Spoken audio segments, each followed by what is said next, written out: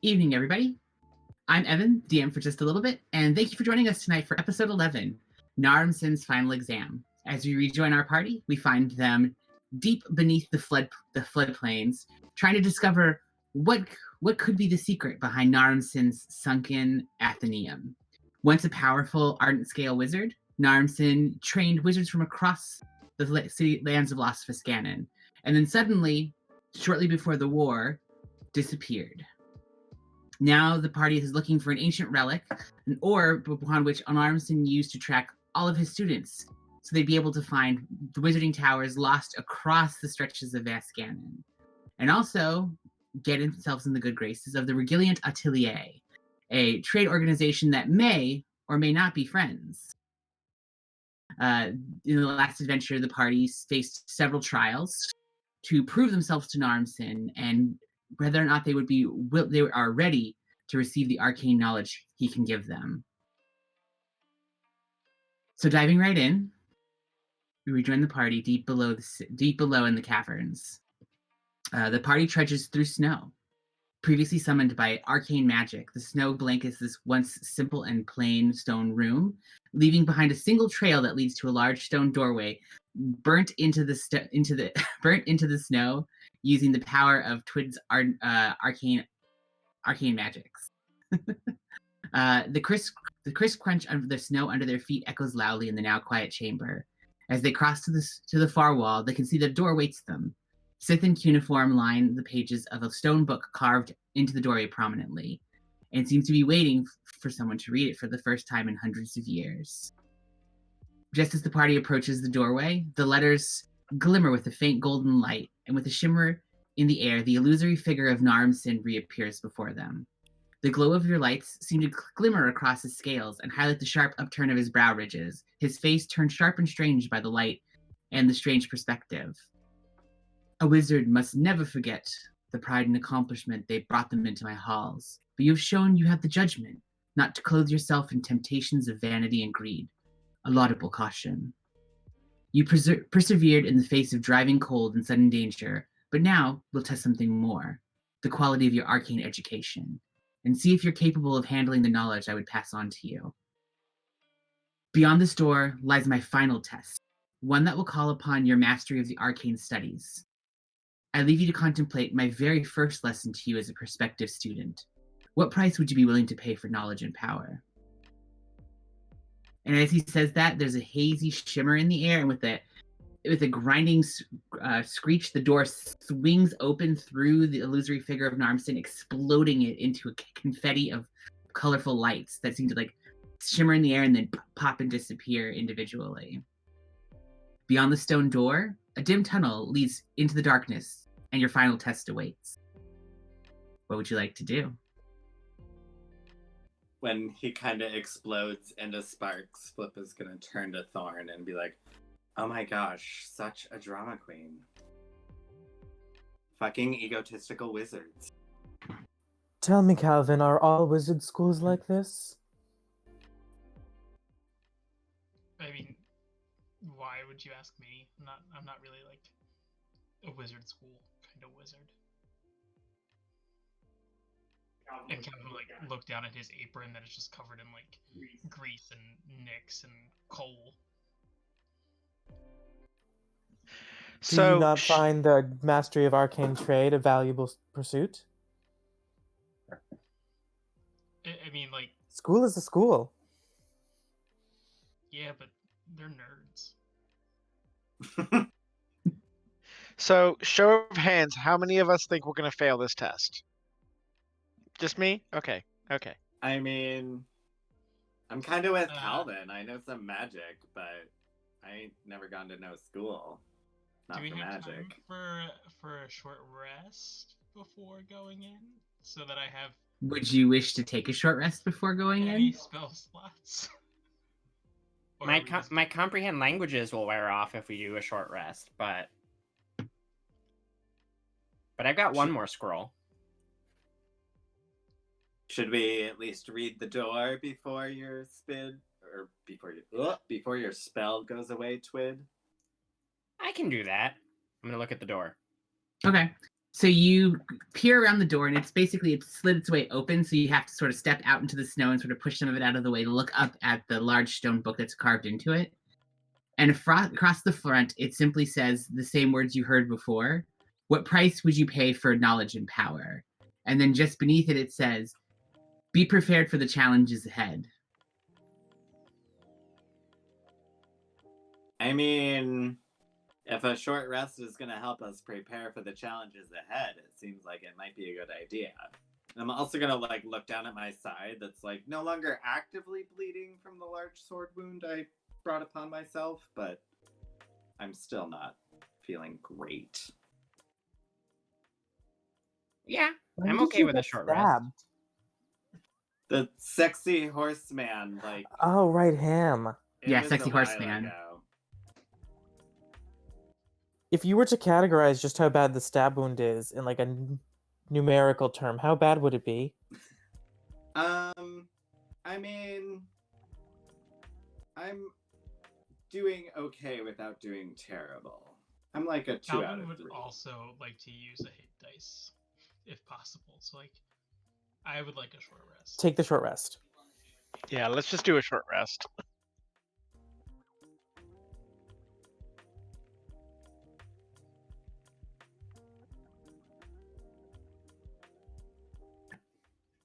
During the- Give us one moment. We're just taking a quickie break to deal with some audio problems. We'll be right back.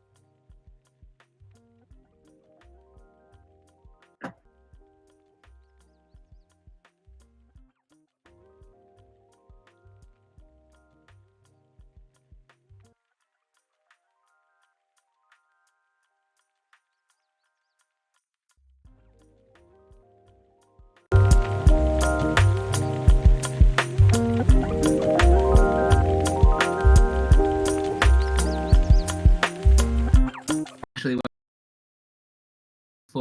if you're curious for any more information about the world of Obra, you can find out more information in our About section under our Twitter. We actually linked there some lore for everybody who's interested. And also don't forget that if you haven't joined us since the last time the party leveled up, they're all now level 4. You can see their new stats in the D&D Beyond interactive pop-out. If you roll over your screen, it'll pop out with information about all the characters. You can actually see their character sheets, their stats, and important things about them as you go through the party, and help track their HP. So if you want to help keep them honest and make sure they don't pretend like I didn't knock them unconscious. Would you we can keep lie them about a thing there. like that? I mean, lie's a strong word. But ideally, we should be back in just a sec. We're just ironing out a few audio problems. Technical difficulty. Technical Should difficulties. be fixed, right? I mean, I hear you, but you're a little quiet. I hear you just fine. it's probably supposed to be good. I think you're a little louder than before, so. I actually think you're quieter than before. Oh. I Yeah, didn't agree notice with anything Tay. wrong, so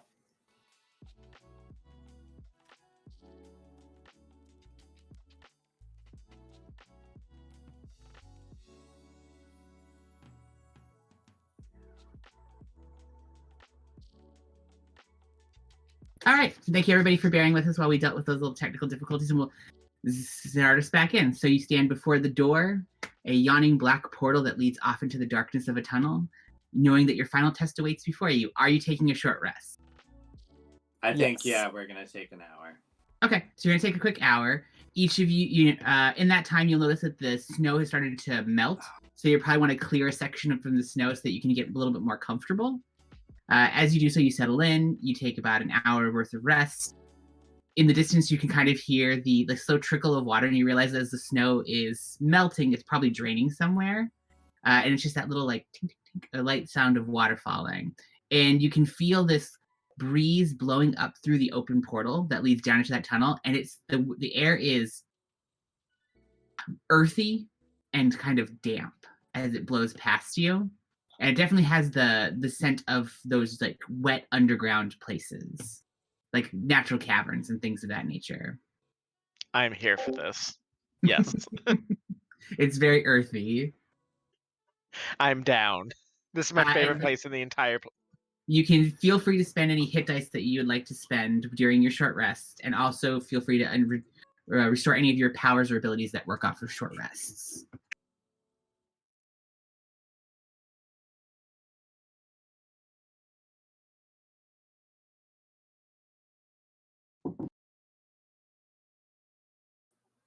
I'm good to go. I don't know if I get anything back on a short rest.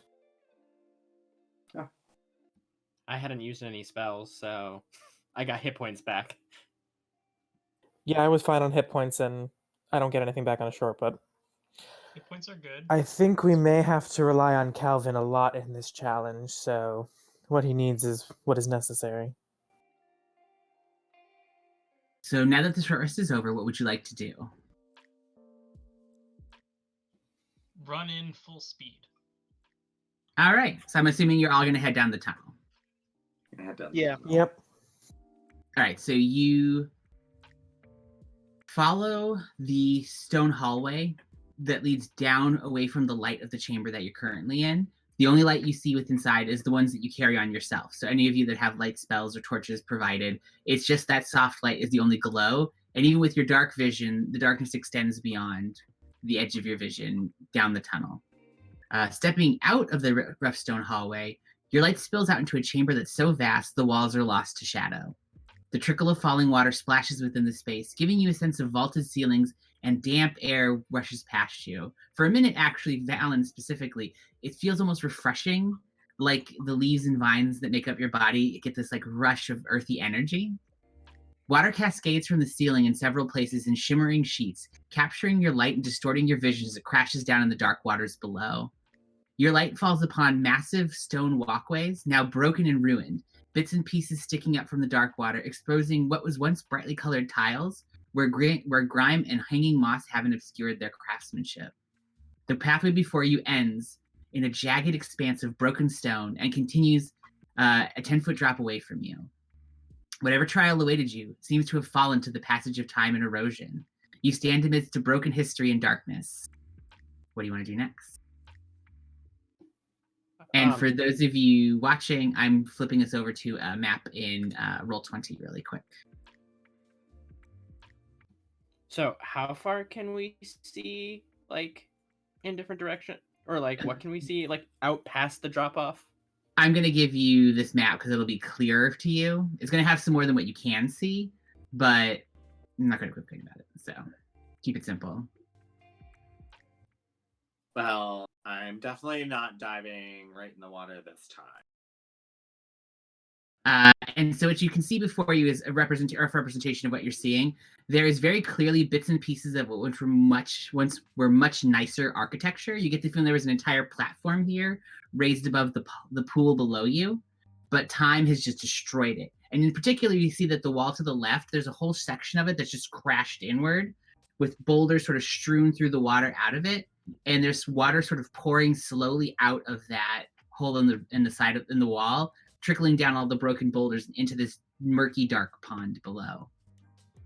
And when you look down at the walkway that you're walking on now, you can see that there was large tiles that at one time were very intricately painted. Think very like Moorish tiles. So those bright, bold colors that have been glazed over the top. And I will say, as you're looking at them, for a second, something about them like tickles your memory. Calvin, Twid, and Flip.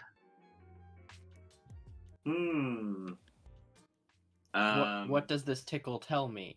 I was going to say, if you want to roll your Arcana, and I will say to answer your question, on this map, imagine you can see anything, for those of you with dark vision, within 60 feet of you. Those of you with normal vision, you can see about 30 feet of you, and it's very dim. The only light source I think currently is Valen's light spell. Flip, are you Yeah, I think so. concentrating on enhance ability, or is that gone? We took a short rest. Okay. Yeah, And that's only an hour. Twid has 120 feet of dark vision because of the invocation. Yeah. So for you, Twid, you can see the entire chamber. In the far distance with your 120 feet, you can see that there's there's another archway that seems to lead out of this tunnel that is also covered with that large carved snake motif. The walls around you are natural. We get the feeling like over time things have just grown here. There's heavy mosses carpeting the walls, and a couple places you see there's the hanging moss kind of hanging down from ruins of what was probably once the buildings in here. The unfortunate thing is, even with your enhanced vision, looking around at the ruins of this like platform, it's just very hodgepodge. There's broken rocks here and there. Things are covered in like dirt and grime from years, and there's that large pool right in the center that you can see. But you don't get a lot more information just because it's just chaos. Can I add my proficiency to my Arcana because I have my painter's stuff, and this is you said it's painted? I'll say yes. It's good because Flip also got a 7 on his Arcana. Twid got a 5. What did Calvin get? I got an 8. So you look at the tiles and they're elaborate patterns, but they're not familiar to you. You definitely get the feeling like they're reminiscent of the cuneiform or like the art style of the Arden scale. But beyond that, you're not sure. Valen leans over to Thorn and just goes, "Why are they looking at the floor? They all look really confused." Don't ask me. I am no expert on architecture, this you know. This all seems an elaborate waste. I think I can see like another sort of area like where we are on the other side of this gap, but the room is in pretty much shambles right now. Yes, I wonder what happened here. Evan, from where we're standing with my 60 feet of dark vision, you said there was like a hole in the wall? You do not see that. Twid is literally Okay. the only person that can see the room. The rest of you, 60 feet, if you actually count out the squares, is a like very small arc. There's also a hole in the wall over there. So you're all blindly trusting Twid. How's Calvin? What is Calvin's light spell on right now? Like, what is glowing? Oh, don't trust that arrow thing. What light spell? Oh, You mean Valen's light oh, spell? is it Valen's light spell? What is glowing on Valen right now? I assume I would have cast it like on like the quarterstaff or staff that I carry with me. So Twid is gonna pull a button out of their bag because I assume Twid probably has a button in one of their doll making supplies. And we'll turn to Valen, not Calvin, and go, Calvin, can you light this up instead? I would, but my name isn't Calvin. Ah, Valen. I just look at you, I shake my head a little bit, and then I reach out and touch it and cast light on it. Twid is gonna do a little like snap, and Selwyn is gonna pop back into existence. Thorn so for jumps a everyone little bit who like, oh shit, I hasn't forgot seen about that. Selwyn yet, remind us what Selwyn looks like. Selwyn is a like little tiny sprite-looking creature that looks exactly like a doll, or is a doll.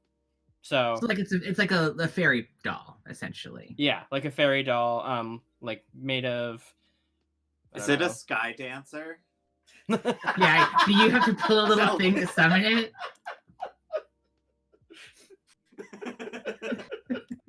He is now. Bandit, you said that as I was starting to take a sip of water, and it almost went everywhere. Someone better be a fucking sky dancer.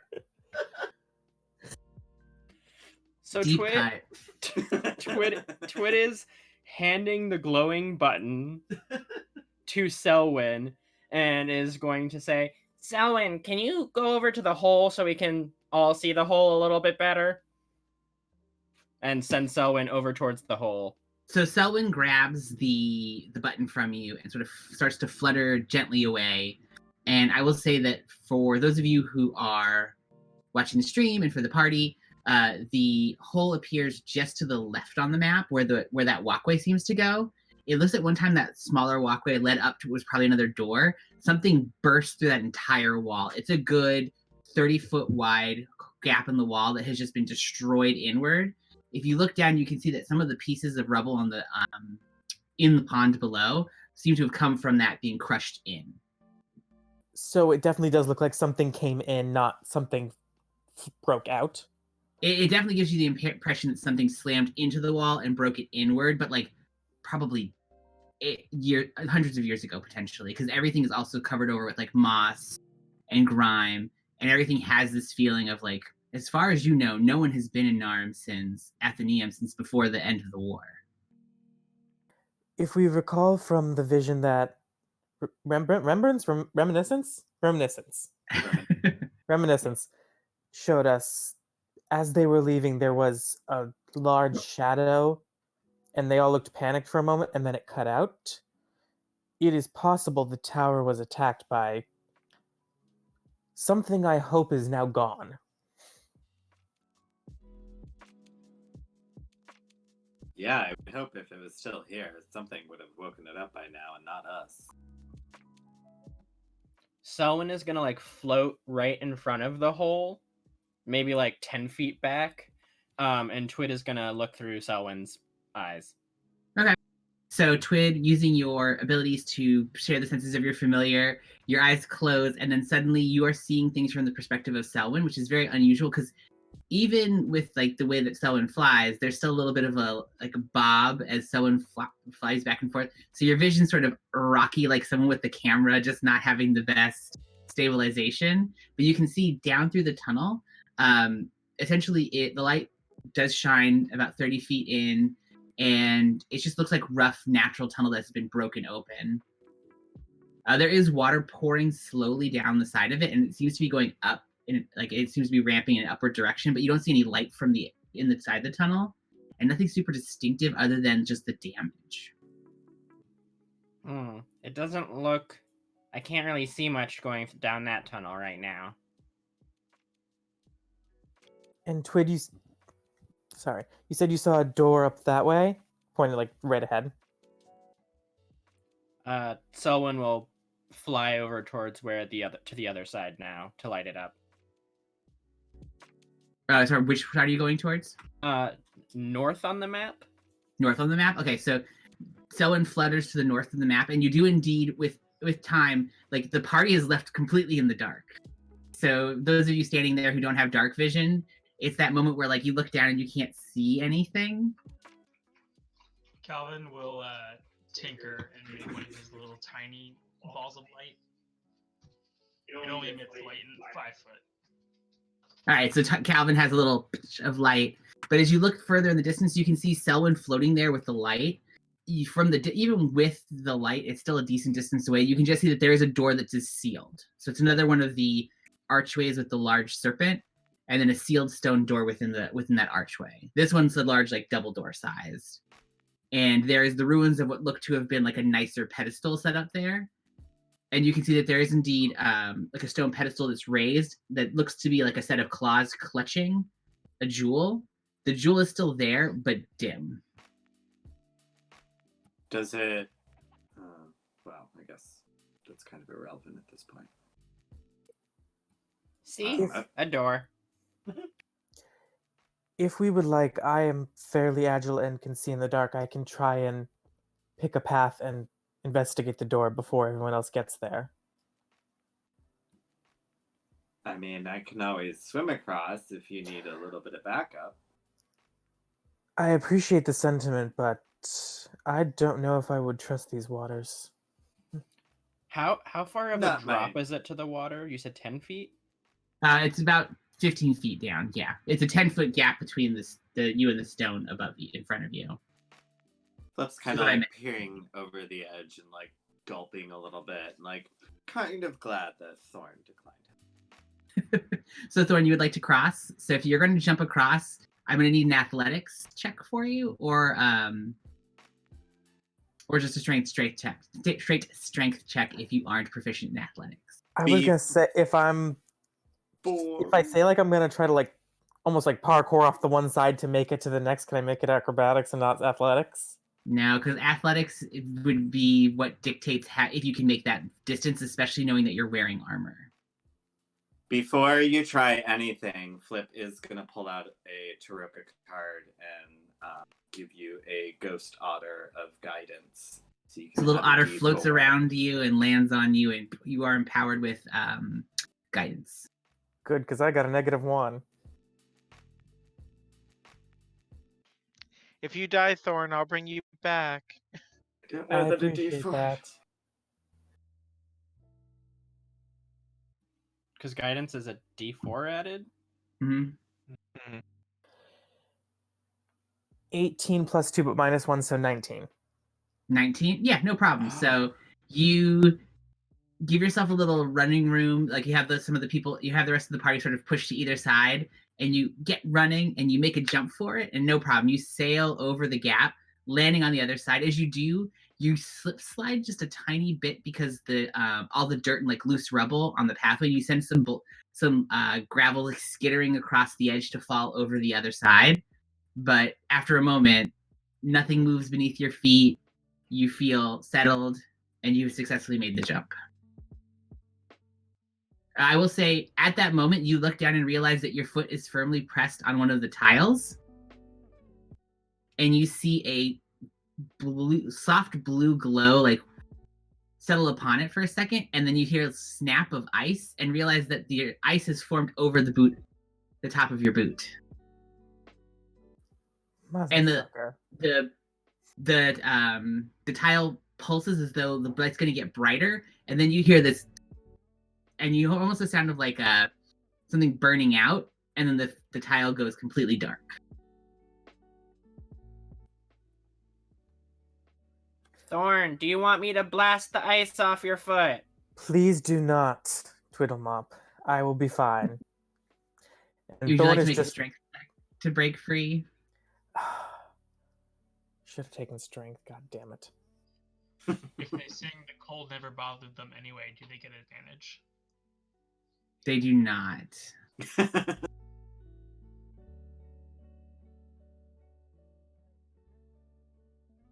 Oh, 8. 8? Yeah. You actually, you go to like brace yourself to pull your foot loose, and you're having a little trouble getting like the right angle because it's just over the top of your boot. But after a second, you realize the ice is actually pretty thin, and you manage to snap your foot away from it, and it's already starting to melt at this point. It's odd. It looked like that rune was meant to have more power than it did, but something has failed. I mean, to be fair, this place is pretty old, so maybe the magic's getting a little light. Let us hope. And I will say, from this perspective, being closer now, as you look down, you realize that almost every tile in front of you is a different color with a different pattern done on it. But then you start to notice there's like, oh, there's another one that has the same pattern as the one you just stepped on. And then there's 2 that have the same pattern over there. And you're getting the feeling like this at one point was like a very carefully laid chamber full of tiles. Okay, I get what the puzzle was meant to be now. If I look at least at the section that I'm on, can I see if there are any other tiles that are broken and therefore would not trigger anything? Yeah, so looking around for a couple seconds, I'll say even just with your general like passive perception, you can see that a number of them appear to be like completely shattered and broken. There are a few left that are still whole, but you can like cut a path that would take you through that would avoid the majority of them. One moment, I'm checking my equipment.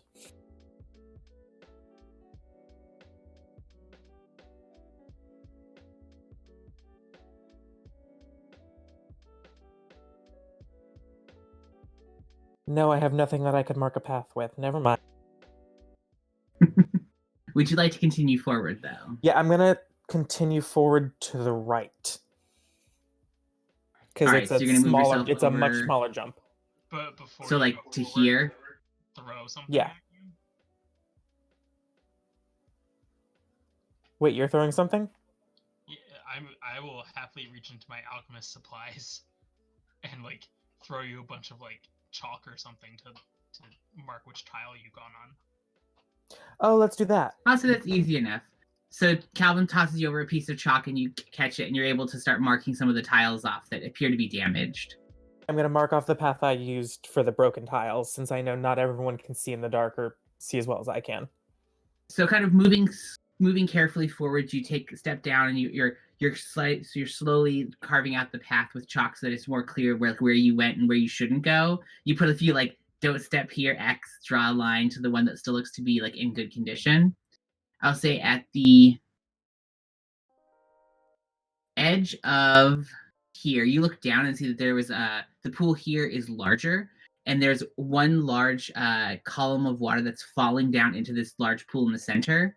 When you get the feeling like at one point, like it's like a small natural waterfall, and it's just, and you can see the water sort of frothed below, and you can see Selwyn still bobbing in the distance where Twid left them. As you're sort of looking down over the edge, you see several bubbles hit the surface, and then as you're watching, this huge turtle head snaps up out of the water and comes crashing towards you. And if everyone wants to roll for initiative, why I roll to hit.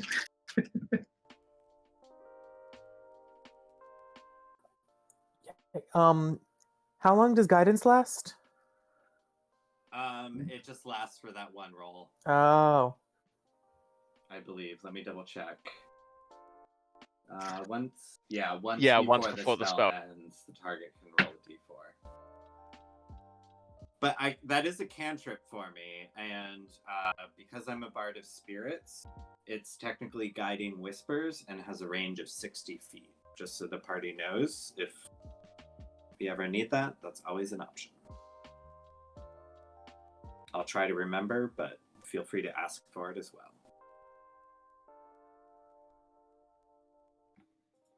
Does a 16 hit you?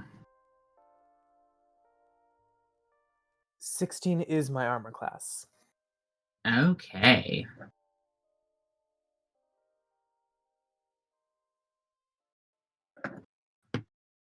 So just throw up everyone's initiative if they don't mind just dropping it in really quick while I roll some damage.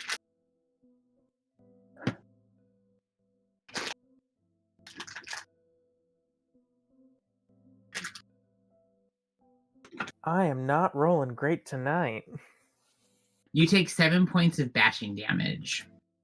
And as that turtle head snaps down at you, it is probably about this large around. So it's the size of a good-sized dog, just the head. And it snaps close on you. You feel this pain as like it basically clamps on your armor. And you can hear the of several pieces of metal probably bending or twisting out of where they're supposed to be. And you try to pull your hand loose. As it happens, you see another large foot slams down on some of the broken stone and pushes itself up. Moving away from you about 10 feet is this large domed shell. All the little tortoise like octagons along its back are lit with different looking arcane runes that are very similar to what you saw on the floor. But they glow with this faint inner luminescence all along the back of its shell. And as that one head kind of pulls away from you, 2 more pop up out of the water as this large turtle settles onto the ground, and you realize that it is a 3-headed turtle, about large size, so about probably a good like 15 feet tall, as it steps out of the water to lean against the broken stone, trying to bite at you. What the fuck? And everyone's initiative in order? Yes. Excellent. So as that happens and you're all surprised by this large creature, I will say the worst thing is Twid sees it, you see it. Everyone else just heard a loud crash and you faintly see a glow in the distance, but you're not sure what it is. While it's biting me, can I not yell out, "Giant turtle"? Oh yeah, you can yell out giant turtle, but no one knows what you mean by that. They just hear your voice scream out of the darkness and a faint shimmer and glow in the distance. Because of the lighting.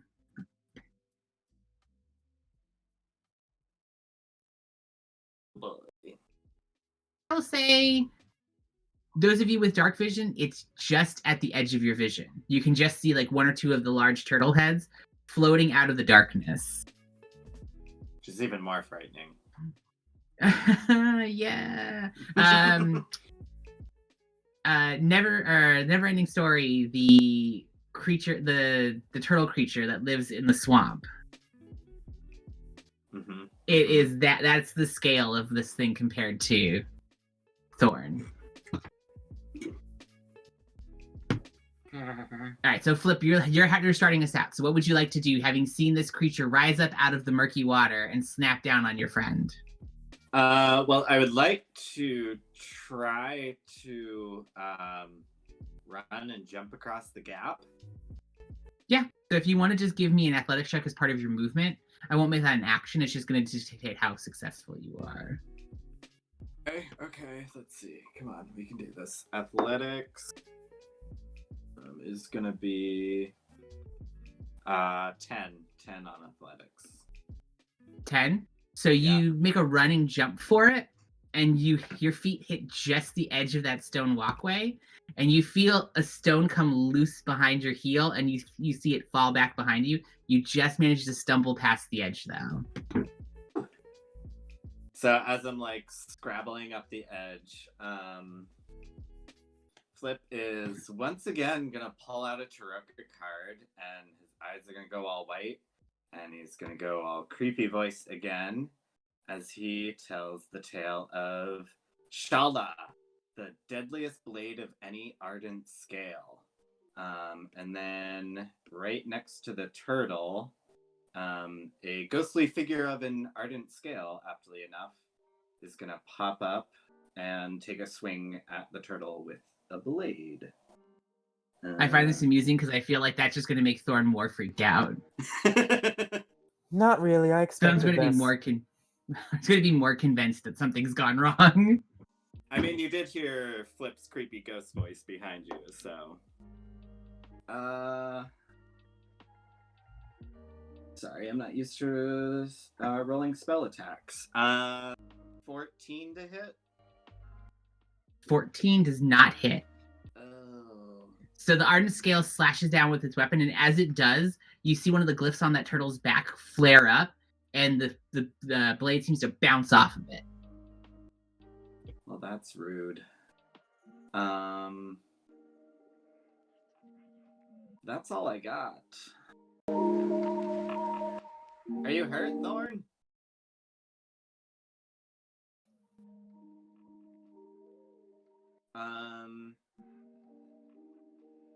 I'm also just gonna throw a first level healing word at Thorn. Okay, so if you want to just let Thorn know what they heal for. As I'm just like, you got this! And Valen, you're up. 5. Heal for 5. And that's my turn. I am also going to hopefully be able to make this jump as I go running off after hearing Thorn yell giant turtle. And I yell as I'm running towards the edge to leap. Usually, I'm the one that runs off and gets into dangerous situations. I understand now why you get frustrated with me. And then I'm going to try to jump. Saying Roll all to this jump. fast. Yeah, this is not going to go well because I got a 7. So Valen, you start to run forward, seeing Thorn in danger, and you go to make the jump. As your feet come down on the other end, a piece of stone just right out from underneath you, and you have that moment of like looking down and realizing that there's nothing beneath your feet, and you just Wile E. Coyote, and you right into the water below.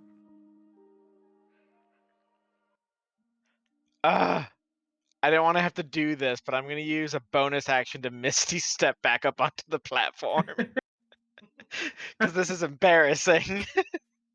So with your Misty Step, you can move yourself. So you fall and you hit the water, and as you do, you're just like, damn it. And you burst apart into your Misty form. And where are you going to put yourself?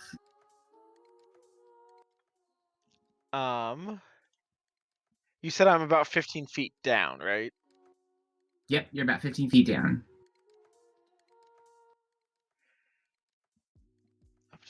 So when it says I can teleport up to 30 feet, does the fact that I'm lower down affect that, or is it just like 30 feet horizontally from where I am?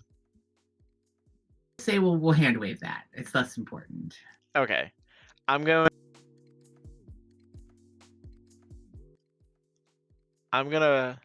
myself here. Just kind of guessing where Thorn may be. Do you want high or do you want low? Low. Low. Okay.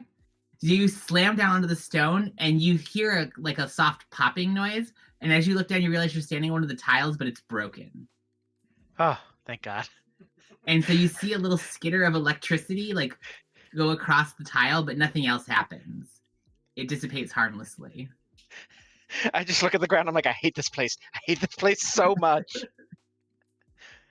And then I look up at Thor and I go, oh, hey, how you doing? And then I see the giant turtle. And I'm going to, because I still have an action left, I'm going to give a little shout and then I'm going to guiding bolt the turtle. Oh, okay. So roll to hit with your guiding bolt.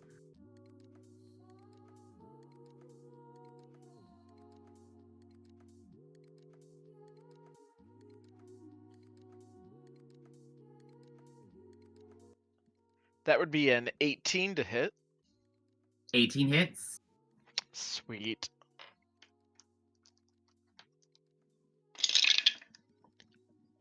Not bad. 13 radiant damage. 13 radiant. So the hand spell bursts forth from your hand and it spirals towards the turtle, and you see one of those runes on its back flare up, and for a second there's a haze in the air. Your bolt goes right through it and seems to shatter whatever resistance is there and slam into the turtle. And you see it sort of stumble a little bit, some of the rock its foot on breaking underneath it, and before it regains its footing. And one of the heads snaps over to look directly at you while the other two continue to stare down at Thorn. And I just go, leave my friend alone. Twiddlemop, you're up. So Twit is gonna have Selwyn with the little glowy button start flying as quick as they can, sort of in the direction of the turtle, so that it can be shinier for Calvin and anyone else that might not be able to see as well. But I don't know how far Selwyn can get. Selwyn has a 60-foot fly speed, 30-foot fly speed. 40-foot fly speed. 40 foot. I will say with the 40 Selwyn can get, and I will just drop a little token on here to make it easier to tell where Selwyn is. Not that big. Teeny tiny. Someone can get to about there. Selwyn is not going to go within 5 feet, though. Selwyn will stay a good 10 feet away. Yeah.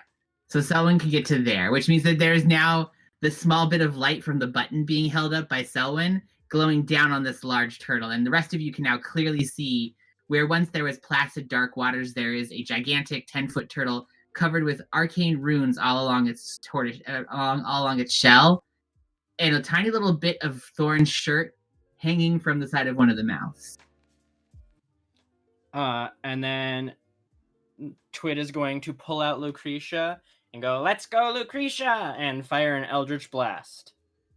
Roll a hit with advantage because of Guiding Bolt.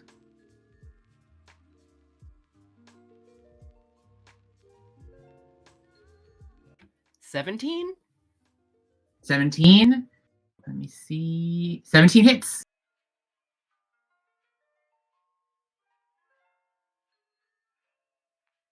That'll be 10 force damage. 10 force damage? Okay. And then Twit is going to look around and go, "My turn!" and try and jump across the gap. Yes. Roll for that.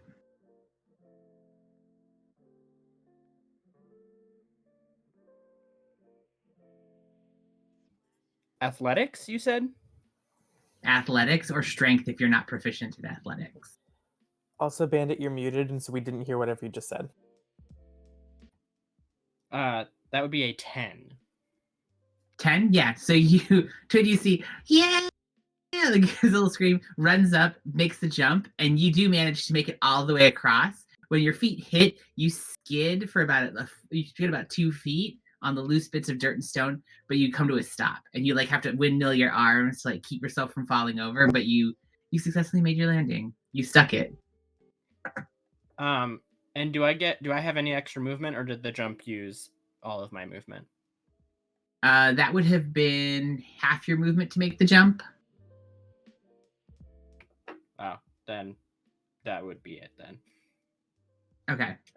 Yep. So you land there on the edge of the stone next to Flip, the turtle in the distance, Selwyn bobbing above, casting the light down on this strange tableau.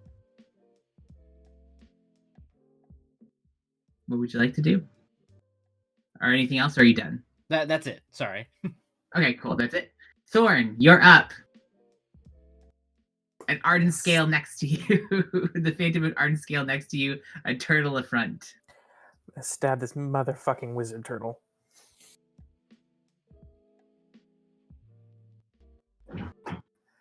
"21 hits. I'm gonna smite. 21 does hit.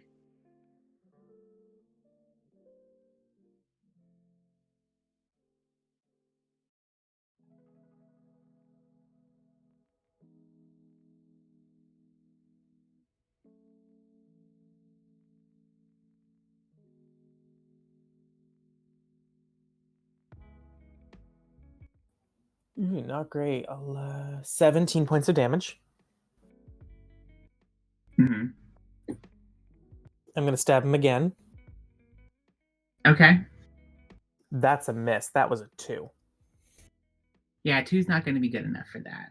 So you slice out with your one sword and you cut it right across the face. And as you do, this explosion of bright light sort of bright blue light racks the cave for a second. And it's like that lightning bolt moment, whereas lightning bolt hits, everything becomes crystal clear, but only for a half a second. So all of you get one good look around the whole room before it falls dark again. And that is going to be 17 points of damage. All right. And it lets out a wet gurgle sound in response to your attack. Okay, then it's Evan, its you're gonna turn. know what I'm talking about. What the fuck was that children's book about the turtle with the red hat? Are we talking about Yertle the turtle? Not Yertle, it's somebody. Oh my god, this is gonna drive me crazy. Oh, is it Franklin? Franklin! Oh, Franklin the turtle. is Yeah. gonna- Yeah, I was- this is Franklin after like being a child actor didn't go well. Yeah. Fuck off, Franklin, nobody cares! and like hit with gamma radiation. With gamma radiation. But it's its turn now, and you see it sort of looks down at you below, and for a second as it looks, its eyes glow with this soft red luminescence, and then it opens its mouth, and a cone of flame just pours out over you and Valen. And I am going to need dexterity saving throws from both of you.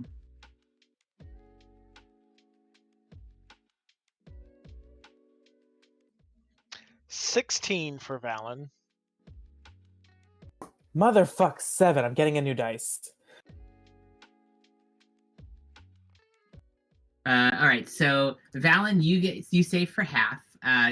Thorn, you take full. Thorn, you take 13. Valen, you take 6 fire damage as this cone of fire just pours down over the both of you from the large head that's standing right in front of you. It sort of shuffles over just a little bit, trying to get like out of line of sight of the weird little metal thing that blasted it with energy. And is it gonna do anything else? Let's see. Nope, that's it. It is your turn, Calvin. So first, Pork Roll is going to run and jump in all of his feline grace and glory. Okay, so give me athletic checks for Pork Roll. I'm sure it'll all work out just fine. You got a 22 athletics. Oh, nice. So yeah, with 22 athletics, Pork Roll, no problem, just sails over it and falls into like the superhero pose upon landing with a little cloud of dust around him. So Pork Roll has a 40-foot move. So can Yeah. he move a full 40 feet, or does it take distance for the jump? I would say with Pork Roll, he would have lost 15 feet of his movement, but he'll still have the rest. And is he going carefully to follow the path, or is he rushing? Porgal has dark vision. He would follow the path. Okay. So Porgal can get to there with his Mhm. men. And then I'm just gonna take a shot from where I'm at, because now I can All see right. And what are you firing with? with my gun. Ooh, you are the boom boom gun. Gia. And that is a misfire. Oh no! Already? Yeah. So you go to raise your new gun and pull. As you pull the trigger, you just hear a, boom, and this cloud of smoke comes pouring out of the back of it, and you're realizing that maybe you weren't done with your working model yet. What happens on a misfire? On a Gun. misfire, my gun doesn't work. It doesn't do the attack, and I have to spend my entire next turn trying to fix it. If I succeed in fixing it, we go back to normal. If I don't, then I don't have a gun until I spend a day fixing it. Okay then. Yeah. And then So Flip, you're up. What you wanted to do isn't necessarily what you're gonna do. Gonna do. I'm gonna go ahead and just cast my ghostly fairy fire. So I need it to make a dex save of 13. It fails. Excellent. Surprisingly enough for a giant turtle. I was gonna say I want to see a giant turtle dodge that. So once again, you see the glowy spectral arms reach out and just wrap around the turtle so that you all have advantage. Any attack roll, yes, has advantage on the turtle. And then, oh, no, that's an action. Sorry. Thinking that was a bonus action. I'm going to stay there, so that's going to be my turn. Okay. Valen, you're up. What do you got? The turtle is now inside of a giant, like, ghost group hug.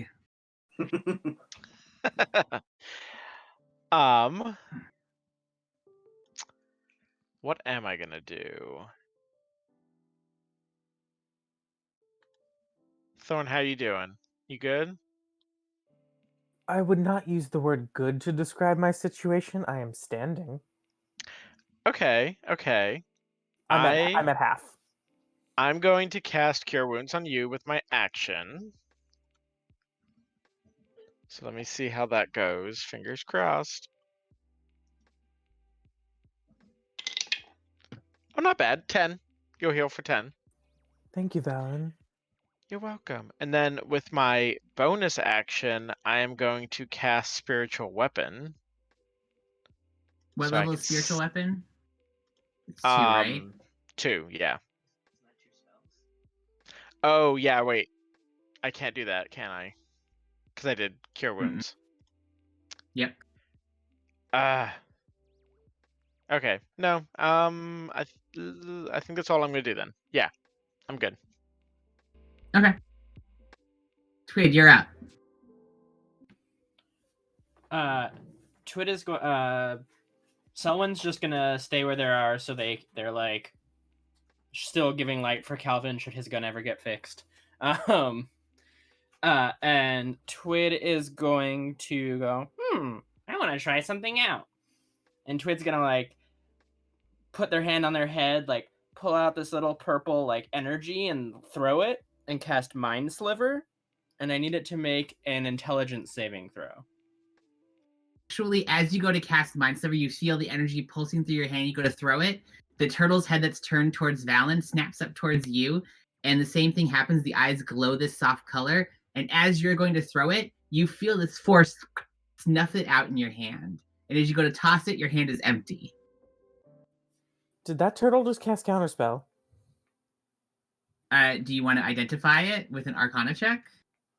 I mean, that was Joey asking, not Thorn, but definitely. Also, FYI, fairy fire does shed light in a 10-foot radius. Yeah, so it is Um, lit up and everything's kind of very clearly around it. It is now No, a underground rave. we have a disco ball and everything.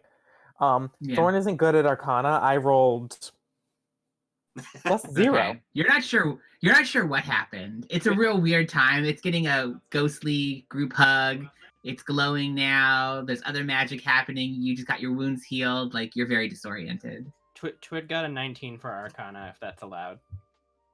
Yeah. So Twid, as you feel the spell like get smothered in your hands and you make direct eye contact with the turtle, you get the distinct impression that it did indeed counter your spell.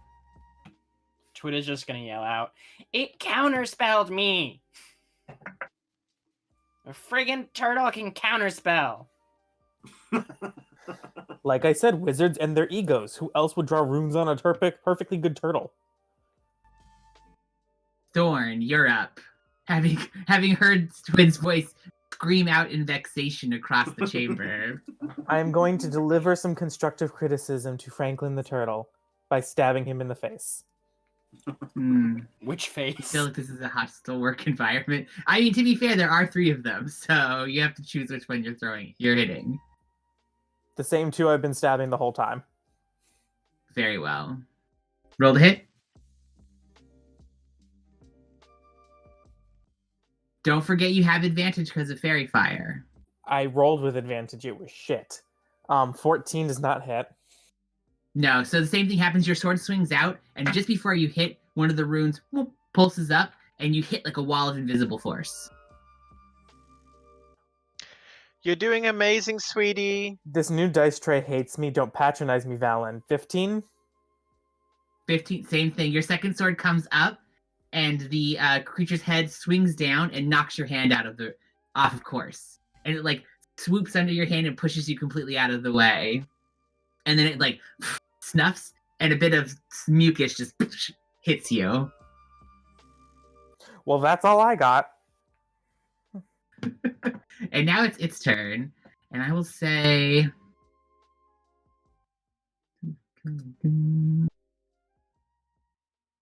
it is going to slide around a little bit now that everyone's getting feisty with it.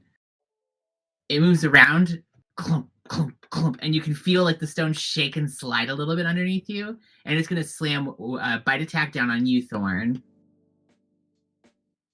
That's a 19, so I assume that hits. And then it is going to hit you, Valen, for 20. Yeah, that hits. That is 8 points of bludgeoning damage to you, Thorn, and 7 points of bludgeoning damage to Valen. As the 2 heads slam out super fast, and you can hear the crunch as it hits both of them. And for a second, you kind of have to backpedal to keep your feet because it's trying to pull you towards it, but you manage to like slide out of its grip. And you see, as the 2 heads snapped out, the third one has raised up and is looking down at Twid directly, making sure to like keep its eyes locked onto Twid. Calvin, it's your turn. What would you like to do? First thing I'm going to do is have Porkroll move up and smack it. Okay, so if you're going to have Porkroll move up to smack it, go ahead and roll to attack. With advantage because of And fairy fire. with advantage because of fairy fire. Oh shit! I should have intercepted that damage on Valen. Shit. Never mind. So with advantage, it's a 17 to hit. 17 hits. It'll take 10 points of force damage. Yep, so same thing. You Porkroll slashes out at it, and it shatters through what looks to be a small, like a weak wall of force, and slams right into the creature's head, snapping the head to the side with the force of it. And then Calvin's going to attempt to fix his gun. Okay. And Calvin fails and does not have a gun anymore. Well, for now, you have to just take it. You have to take time to fix it, if memory serves, right? I have to spend half the money that I just spent to make it, and then take the day of work. Okay. This is going great so far. Yeah. Yeah. As Calvin's sitting there holding their gun that like has now come apart like into two pieces. Flip, we're back to you. What would you like to do? Oh boy. This is not going great, is it? I'm enjoying myself. Well, then we know we're in trouble. I'm just gonna be like, who needs 3 heads anyway? It's stupid. And unleash a vicious mockery. So I need it to make a wisdom save of 13. It fails. Excellent. Ooh, jeez. Ooh, nice. So it's going to take a full 4 points of psychic damage. Okay. And it has disadvantage on its next attack roll. Oh, nice. And other than that, I'm going to keep concentrating and stay right there. So that's my turn. Valen, you're up. Okay. Damn it. I hate this turtle so much.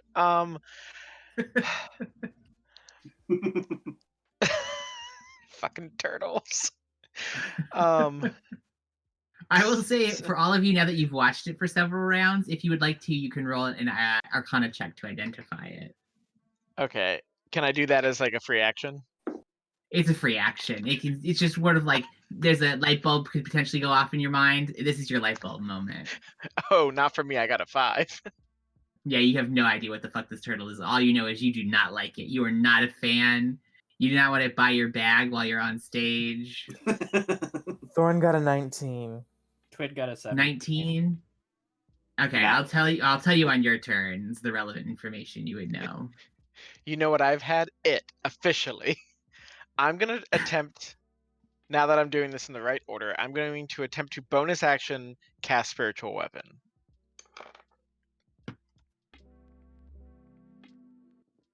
Assuming he doesn't try to stop me.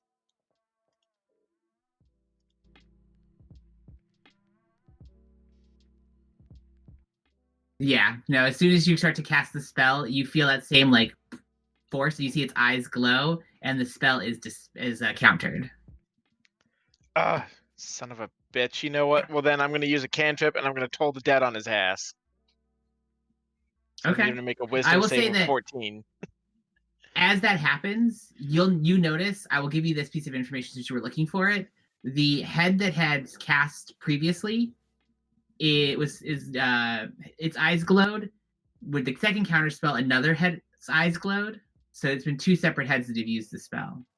Oh, good to know. So it only has 1 left, maybe. But I'm sorry, what were you going to use with your bonus? Was for your normal action? Toll the dead. So wisdom save. So I need to make a wisdom save? Yes. It does not make it. Amazing. But I rolled like crap, so it's only going to take 2 necrotic damage. 2 necrotic damage? Okay. You see it kind of shake its head off as though it's like upset about something, like it's been stung by a bee. And I try to give it like a mean glare, as well as Valen can like mean glare someone. One of its heads mean glares back at you. The other looks like it's taken aback. Oh dear. And then we're gonna move to Twid. Twid, I will say with your roll of the 18, you recognize this from some strange stories you've heard.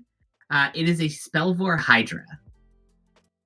They are a unusual type of monstrosity that is attracted to like leftover or abandoned arcane magic. They like to eat and devour magic as a way of like growing and sustaining themselves. The glyphs you see along its back are a manifestation of the power that it's devoured. They themselves are arcane casters. In particular, over time, the more experience they have running into wizards, the more spells they learn. As they seem to, if a wizard fails to kill them, just like the hydras from mythology, their heads can grow back if magic was used to remove a head, they can learn some of the magic that was used to destroy their head. So they're considered a real pain for wizards. It's not enough to drive them away. You have to get rid of them if you don't want them coming back knowing how to cast a thunderbolt. Huh. Yeah, that doesn't sound good. Mm-hmm. And you would know that they can, like, they have those insane casting abilities, and they can drain beneficial magical effects from others to heal themselves temporarily. Twit is going to quickly look at Flip and Calvin and yell, this thing can drain good spells from you all, so be careful. And then Twit is going to look straight up at the head that whose eyes glowed before when it counterspelled Twid, hold up Lucretia and go, counterspell this! Eldritch Blast. Say hello to my little friend. Roll the hit. And don't forget your advantage. Lucretia sends her regards.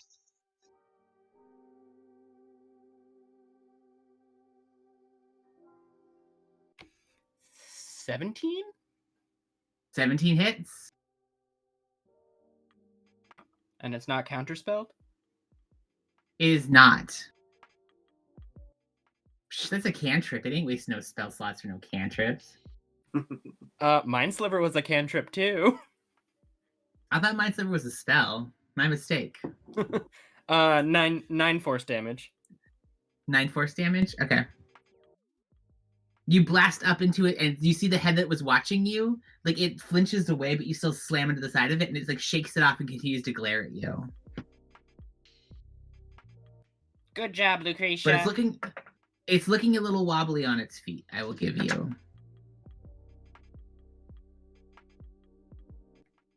And that's going to take us to next in order, Thorn.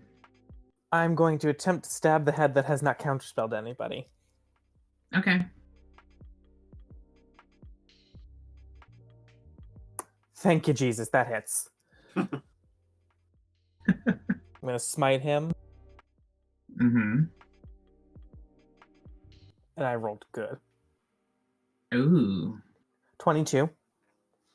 22? Okay, so you, feeling frustrated and kind of worked up, this thing's breathed fire on you, it's countered your spells, it's hurt your friends. You slash out with your sword. As it hits, that same burst of bright light kind of gives everyone that weird, like, camera flash after image of, like, up, up, up. And when you look back, you see that the head has been completely severed from the body. And it plops right to the ground in front of you. And let's see.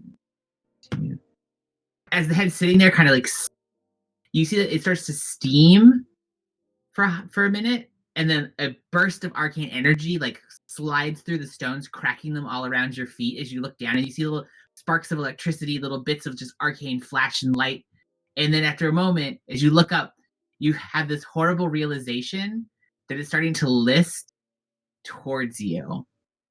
And you see it fall down off of basically fall down off its legs right towards your body as you're standing Oh, the turtle there. is. The turtle is, yeah. The turtle's whole form is just coming down at you like a building going down. I would like to dodge out of the way of the turtle. So you dive and you duck and roll, and you just manage to get out of the way as the turtle's cell slams to the stone, and you hear the tiles crack and break under the weight of the turtle's body, and you hear the thwack, meaty thwack of two of its other heads hitting the ground. As you roll to your feet, you look back, you see that the whole shell is just psh, psh, psh, psh, sparks of arcane energy as the glyphs seem to be dissipating and just firing off little bursts of glitter and gold and flashes of light, and then a explosion of fire like pours out from it to hit the ceiling above, and then silence.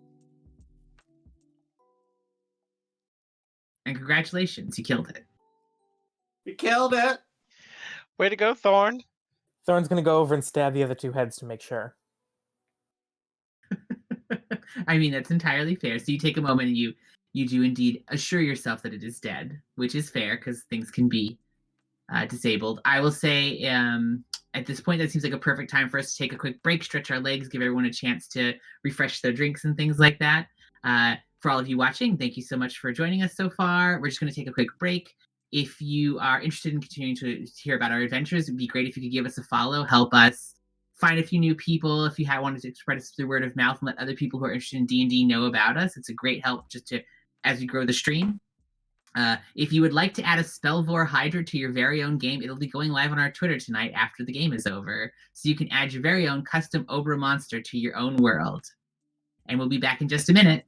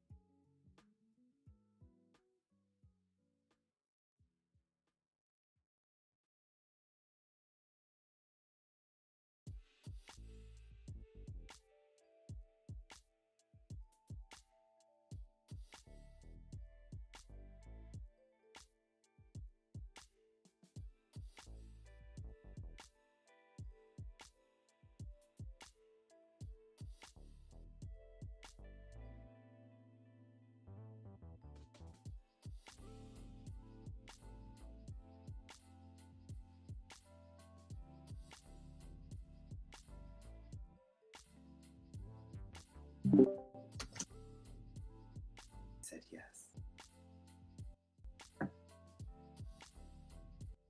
Welcome back, everybody, and thank you for bearing with us while we took a quick break. We're rejoining our parties deep beneath the streets of Truehome, as they have been working their way through the flooded and sunken Antheneum of Naramsim. We rejoin our party standing over the corpse of the Spellvor Hydra, a gigantic turtle-like creature with 3 heads that had previously proved quite a challenge for the party, but was slain by the lucky strikes of Thorn, guided by the fairy fire provided by the Bard Flip, and given plenty of support by the rest of the party, including the plucky pork roll and the I don't know why explosive y'all twig. gagging, so I bring it to you every ball. The healing ballad. After the loud sounds of combat, all that remains is the soft rumbling fall of water as it pours from gaps in the roof down into the pool below. The weird tableau all lit by the soft glowing button held in Selwyn's hands as the small knitted and woven fairy flutters over this weird battleground. The creature that you were previously fighting's large shell is now slammed into the stone, having even the previously ruined walkway even more damaged. And you all take a couple of breaths as you come down from the rush of battle, and you see the last fading bits of magic spark and disappear from its shell. What would you like to do? Harvest One is gonna lay on hands themselves. All right, so you want to lay on your hands, and you would like to harvest. If you would like to do is harvesting, just give me a flat. What kind of crafting do you have? Are you a leather crafter? Yes. Give me just a leather crafting check. As you're going to try to like remove some parts of it to harvest. And if someone would like to help, you can have advantage on it. I will say if somebody wants to help you with harvesting. Anybody helping? I'll help you with that. Yeah, I'll help. I'll help and give guidance. Ooh. So that same shimmering, ghostly otter form slides over to you, giving you a little like otter like boop in the snoot and giving you guidance.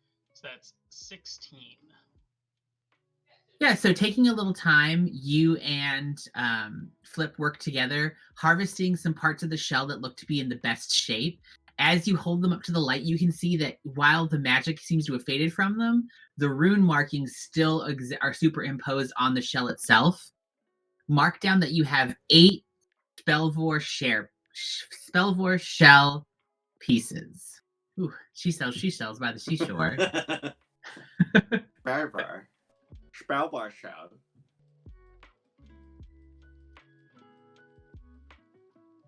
So and those are the best pieces you can find. You sort of look at some of the other parts of its body, and nothing of that like jumps out at you as being as powerfully arcane as the shards of its shell. Each one about the size of a dinner plate. So, go ahead. So do we think that this thing was part of the test, or do we think this thing came in here and started eating the mages? Because these Spellvor things eat mages and wizards. I've read about them as well. I assume Thorn also knows because Thorn rolled a 19. Yeah, with a 19, you would know that is. They tend to be scavengers that find leftover. Like if there's an old wizard's tower by a large body of water, there's a good chance one of these things will come in at some point and start trying to eat pieces of the magic left behind. I do not believe that this is part of the test. It was too young, had too few heads to have been that long lived, and it would explain why the runes in this room have begun to fail. It's been feasting on them. So weirdly, we should probably thank this thing that we didn't have to deal with another wizard test. Although the test might have been easier. It made the walk easier, but I'm worried that the test is not over. Or that the fact that the test is broken may prevent the doors from opening. I was gonna say, that door is still not open on the other side. Well, we know a gem was a key to the front door. Maybe this gem over here is a key to one of the inner doors. Let's find out. So And what would you like to do? Thorn is gonna jump off to the right like they were originally and try to keep moving. Yeah, if you want to just give me athletic checks, I assume all of you would like to move to the next platform. If you would, I just need athletic checks for everybody. Hey, Bandit, you want to give We'll me start with guidance? Since I'm going first? Yeah. Thank you. You get a ghost daughter. Ooh, that's real good. 17.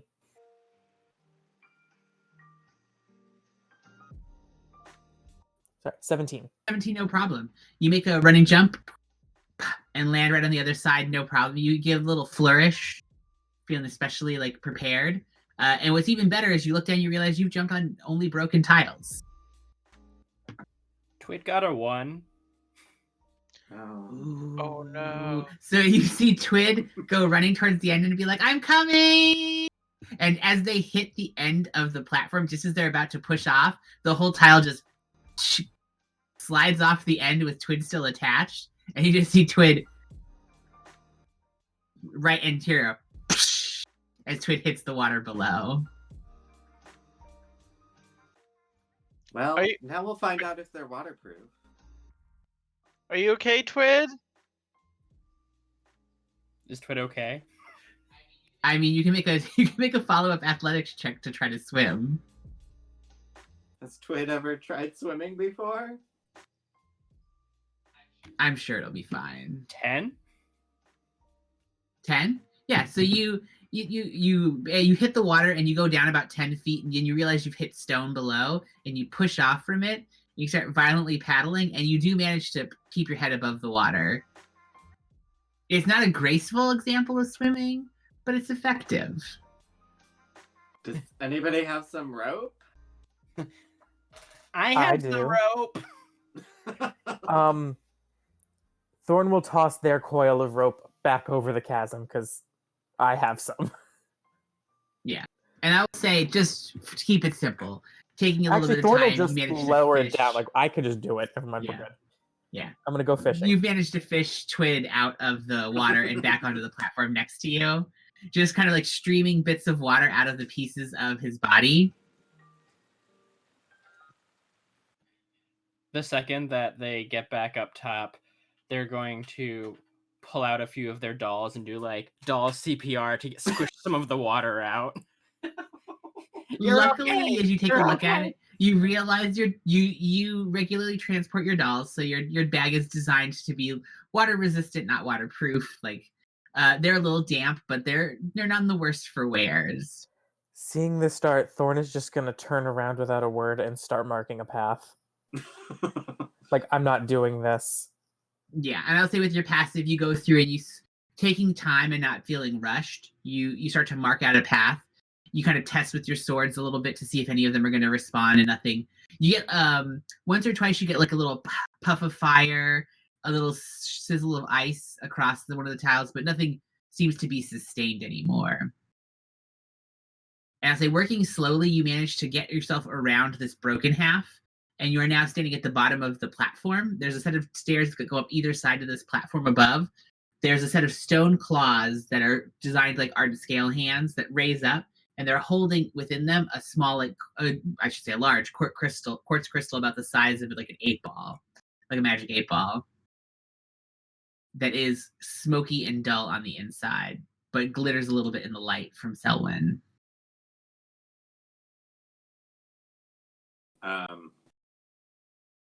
I assume we like force Twid to stop attending to the dolls and throw the rope across so the rest of us could just like shimmy across a little easier.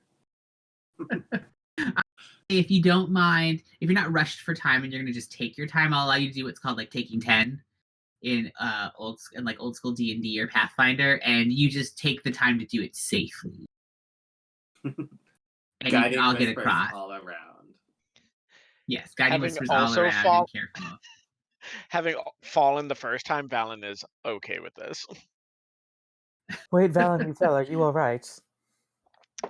Oh yeah, I'm fine. I'm just a little damp, but I'm good.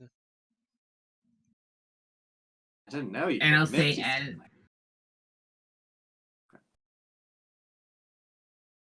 as you get to the platform, looking up at it, you do indeed see that there's the large serpent coiled around the side of it. Its tail just about to be clutched in its mouth. and then there's a stone doorway. This one is plain, except for there is a set of clawed hands reaching out from it, as though carved from the stone itself, with a small recess inside the hands. I mean, this just seems too easy. It does. That's what worries me. Does the recess look like the same size as the quartz 8-ball? Roughly. If you have to feel like the recess maybe is a tiny bit bigger. Perhaps it was merely meant to be getting over here. That was the challenge. That could be. Can Does I anybody but me have detect magic? pick up the 8-ball and cast Identify on it? Are you ritual casting or are you just snap casting? I will spend the minute to cast it with a spell slot. Okay, so you take a minute and you pick up the 8-ball. As you do, the crystal clears up and is suddenly like crystal clear to you. Instead, you can see directly through it, and it looks like it's a much higher quality now. As you finish it, you realize this crystal is essentially designed to only clear in the hands of an arcane spellcaster.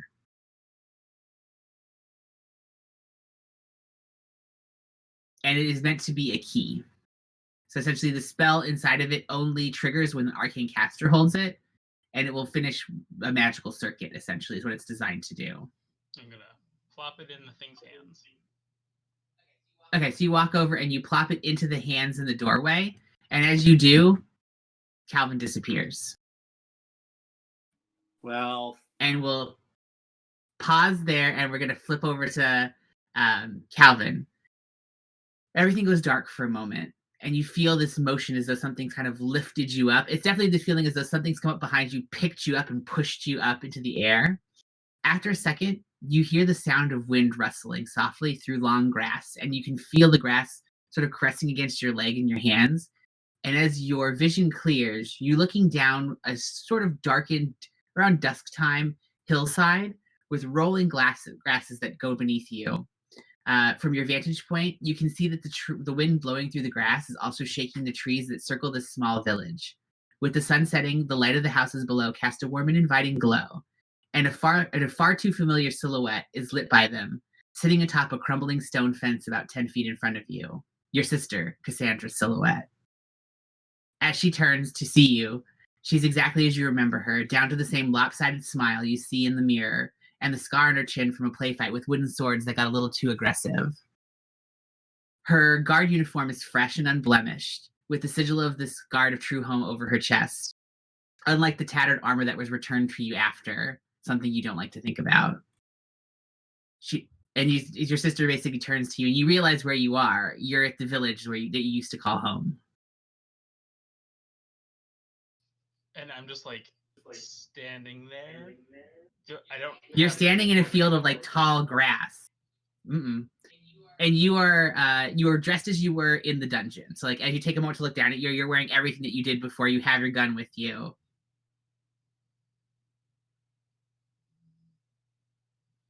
But this is a memory that you have very much specifically in mind. It's the last night you saw your sister before she left. And the thing before we came in said, "What are you willing to give up?" What are you willing to give up for power and knowledge?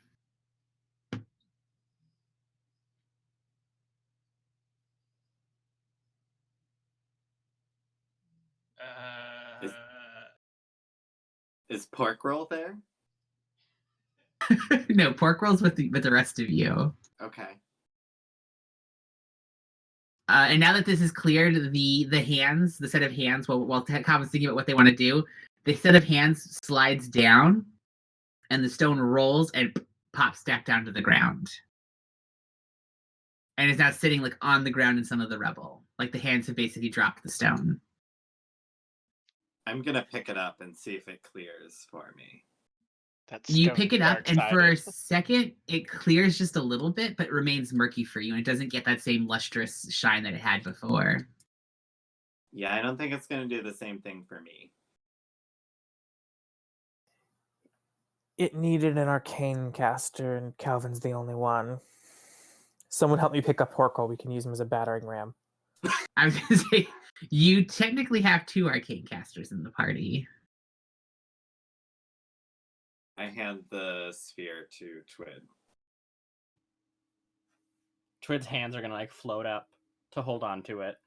You clutch it, and as you clutch it, the stone does clear. Although it seems strange to you is after a moment, there's this one little vein of almost like inky black that sort of spiders across the middle of the stone, stays there for a second, and then clears again. And now you are holding a stone that looks very much like the one that Calvin was holding. And we'll pause there and flip back to Calvin. Your sister's standing on the hillside, looking back at you, a picture of the reason you left your hometown, a page right out of your history. What are you going to do? I'm gonna drop her sword out of its sheath. Is it still her sword? It is still her sword. As a matter of fact, you see that she has that same sword in her sheath. So I know she's not real. I guess I'll walk over towards her. Okay, so you walk up to her, and as you approach, she gives you a little smile, and she goes, "Hi, Calvin. You look good, though you have a little," and she reaches up and smudges, cleans a little dirt off the side of your cheek, as long as you let her. I feel like Calvin just like kind of stands there awkwardly. And she sort of cleans the smudge off your cheek. You always were the smart one between the two of us, so you probably know this isn't me. But is it weird for me to say that it still feels nice to see you? Yeah, it's kind of weird. It's a little weird for me, too. I'm your last challenge. Naramsim's pulled me from your memory, and he wants me to make an offer to you. He wants you to give up this memory, right here and right now. And he'll give you an arcane secret that will jump your understanding of wizardry far where you are now. You can skip out on all the grueling work, and you can gain the kind of knowledge that would make you a true wizard at the cost of one memory.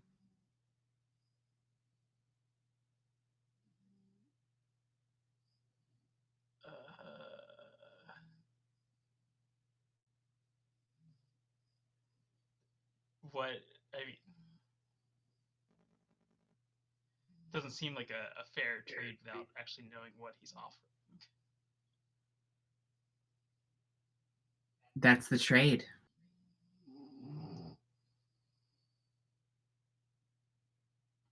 Yes, Bug snores in agreement.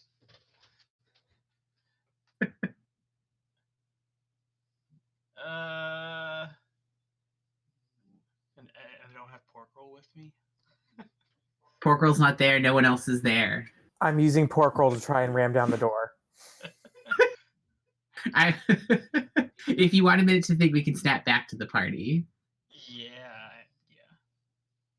Think about it for a second. We snap back to Twid. You're now holding the sphere in your hand. It has cleared, and the hands that are in front of you have circled back up as though they're ready to hold something again. I assume because I handed the sphere to Twid that I saw the creepy black tendril. Yeah. I'll say yeah, you saw the black tendril like shoot across it for a second, very like a vein of darkness, and then it disappeared, and now the stone is completely clear. Just like when Calvin was holding it. I definitely like look up from the stone, look at Twid, look down at the stone. I'm a little worried that Calvin was just exploded or something, and if I put this in, I am gonna explode too. Either that or this is the teleportation way out of here. I have a feeling that this is the final test, whatever it is. Okay. And Twid will put the thing in the slot too. So Twid, before the rest of you can respond, reaches up and just slams the crystal into the holder. As they do so, Twid, you disappear. And we'll cut to Twiddlemop. You're not the best option, but I suppose you'll have to do. You're only mildly late. Could you bring me the hammer over there? No, not that one, the ball peen one. A face from your past peeks up from a pile of toys strewn haphazardly across a wooden workbench in front of him. A half-completed toy ship is clutched in one metallic hand, and a pair of pliers are in the other. A face that you haven't forgotten over the years as it's haunted you, a face belonging to Clea. For a second, seeing her face, you hear the roar of fire and the ending of a high-pitched scream. You know, Twiddlemop, you've already made so many deals for power. What would one more be? Naramsim is willing to offer you knowledge, a wizard's knowledge. Just think of the good you could do with it, and all it will cost is. And as she continues to talk, her mouth continues to move, but there's a wrenching, like, screech, like nails across a chalkboard. And like as her mouth continues to move, you don't hear any sound. And then with a violent ripping sensation, the image before you seems to tear down the middle with force. And suddenly you're back in your own workshop, a familiar doll perched on a box before you. No, no, no, no, no, no. That will not do. Naramsim is certainly presumptuous if he thinks he's getting to mess with your memories. That's just rude. As that voice echoes out, the simple fabric doll's yellow cloak rustles as fabric tentacles slide from beneath its folds, wrapping around the box and pulling the doll up so it's standing in front of you, suspended on several tentacles. The hood slides further down its face, and you see the soft glow of green light from within the dark expanses. You don't need anything from that arcane dabbler Naramsim, dear Twid. He's just another pretender that won't appreciate your artistic vision and what we're doing together. You just leave this little enchantment to me, and don't you worry about a thing. Though, I did see that wonderful creature you killed. I suggest you make a doll with some of the pieces of it. I think it could be fun. See you again soon. And we'll flip back to Calvin. Calvin, what would you like to do? So Calvin's gonna look down at her sword, and then look back at her and say, "Just this memory, the day you left." Just this memory. You have to decide if it's worth it for you to fast forward your education.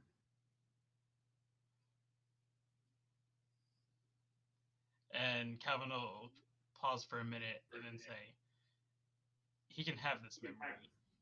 It doesn't bring me any pleasure anymore anyway." And she looks sad. She gives you a sad smile. And she steps closer to you and kind of leans into you like she's giving you a hug. And she says, "I'm sorry, you're just not ready." And as she says that, it fades to black. Do I just stay in the black, or do I bamf back to the weird broken chamber? You stay the black. You float in the blackness for a good 5 minutes or so. You sort of have this weightless, suspended feeling, and it's sort of this low, dull roar, almost like the sound of the ocean, sort of rolling in and out behind you, and you feel at peace. Like your emotions feel muted, like someone sort of pressing down on all of them, so you can't feel any kind of like panic or concern about the fact that you have no body. And I'll say, Twid, you feel the same thing happen to you after you hear the voice. The rest of your workshop goes dark until all that you can see is the two glowing green eyes in the darkness looking back at you, and then those two fade away, and so you are left alone in the dark.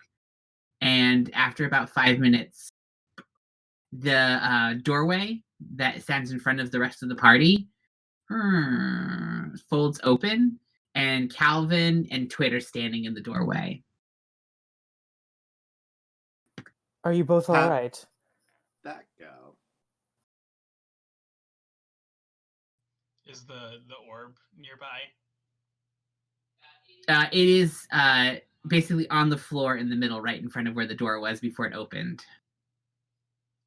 Calvin's just gonna walk over to it and pick it up and see if it lights back up. It does. It clears back up for you.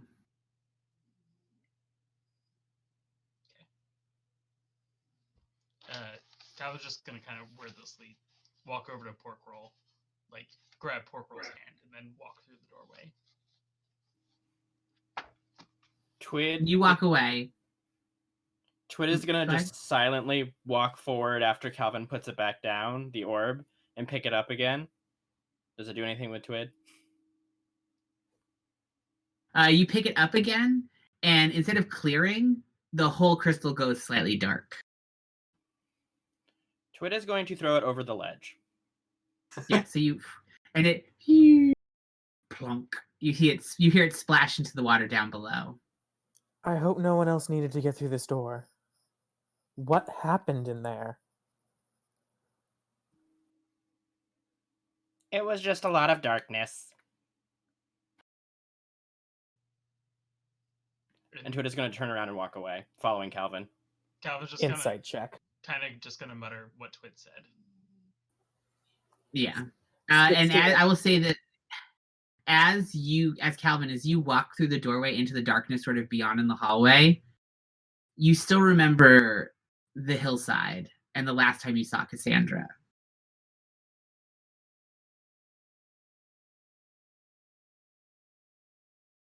I would also like to insight check the two of them if I can.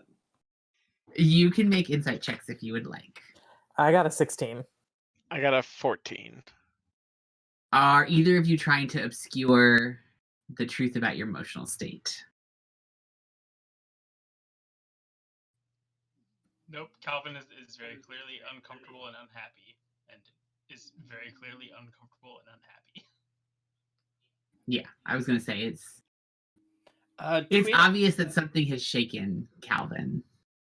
Twid actually is just like blank face saying it was just a lot of darkness. Which is disturbing in its own right. Yeah, as far as you know, Twid seems it's just darkness. Well, I don't believe either of them. Thorn is gonna follow them into the next room. And so you head into the dark tunnel beyond, and the tunnel, as Selwyn and the light force follows behind you, lights up, and it's a standard tunnel like the ones you passed through before.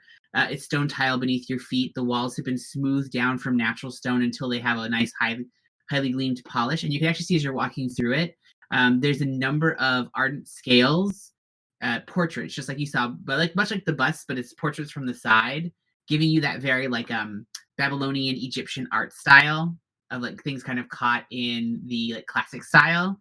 And below them you can see there's cuneiform scratched out, and you get about I want to say like 30 feet down the tunnel, and there's been one sort of like every foot or so, sort of up down like a regular pattern. You get there and you realize that the tunnel so far it continues in just plain stone, and you can see carved on the side at the very end is a human face. And I will say, amongst the ardent scales, you see several humans, you see several goblins, and you see several that look to be what you know to be why are their names suddenly flying out of my head? The serpent folk. Yuan-Ti. So humans but changed into Yuan-Ti. There's like two of them close to the end. The very last face is Calvin's. Like the last painting?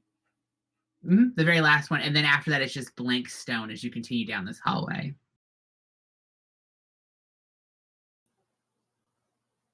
That's eerie. I don't like this place.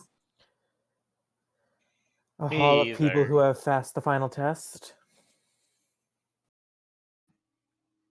I didn't get a painting.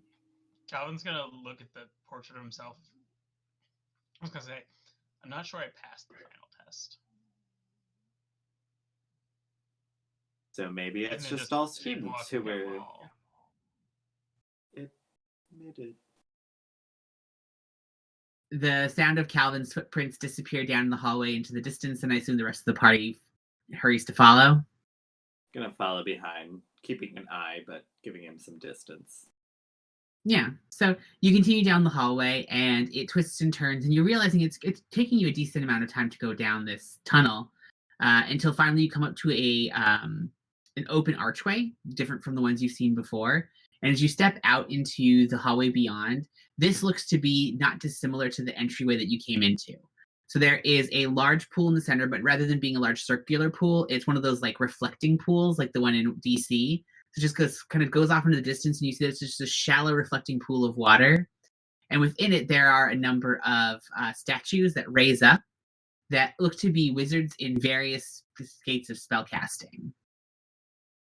So several of them are, are tracing glyphs in the air that are actually depicted in the stone. So there's little bits of stone like floating in the air before them, glittering with a little bit of intricate magic. There are plant boxes that go along either side of the room that are filled with a riot of like brightly colored plants and jungle of fruits. The things are probably things that the Ardent Scales were eating at the time that they lived in Bascannon, as they're famous for their hanging gardens that once contained exotic fruits and flowers from across the globe of Obra. And you can see that along the walls, sort of broken in regular places, there's several doorways. Each of them a stone portal. As you're looking into them, some seem plain, and every once in a while you see ones that have the same stone serpent design over the top of them, and at the very far end beyond the pool, about 60 yards away, you'd probably, if you had to ballpark it, there is a archway, and the serpent, instead of being stone, is solid silver that curves over the doorway, and the doorway itself is these thick black basalt doors that are carved with a large arcane sigil right down the center. And I will say, in total, there is 8 and 8 doors on either side of the room. And then there is the large water through the middle. There's a ton of pots and boxes. And there is the doorway at the very end.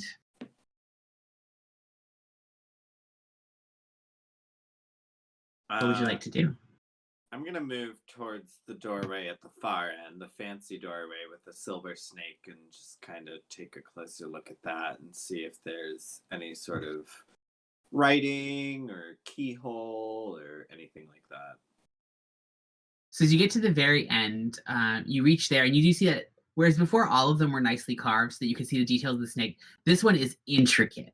Someone has gone to the effort for this serpent, I should say, not snake, of depicting Sarcanus, the Serpent of Knowledge, with great detail. Each individual scale looks like someone's finely carved and etched it to the point that it almost looks lifelike. And you can see that there's a large blue sapphire where the eye would be. So it sort of gleams with a soft inner light.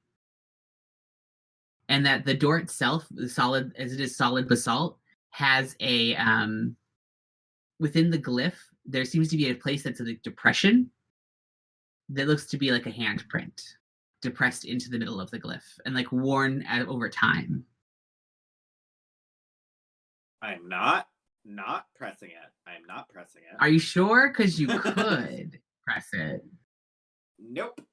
Yeah, I'm just gonna be like, well, obviously somebody paid a lot of attention to this door, but given everything that we've gone to, I'm a little inclined to think it could always be a distraction. So who knows?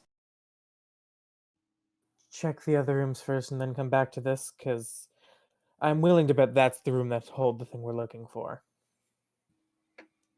Twit is going to waddle up next to Calvin, take out Lucretia, and just gently press Lucretia into Calvin's side, like Lucretia's giving Calvin a hug. And in the back of Calvin's head, Calvin's gonna hear, "I'm sorry for whatever you saw too." And then Twid will walk forward. Calvin's just gonna go and sit down and start tinkering on port roll. And anyone who cares to pay attention and watch, Calvin will take off port roll's helmet and start polishing it.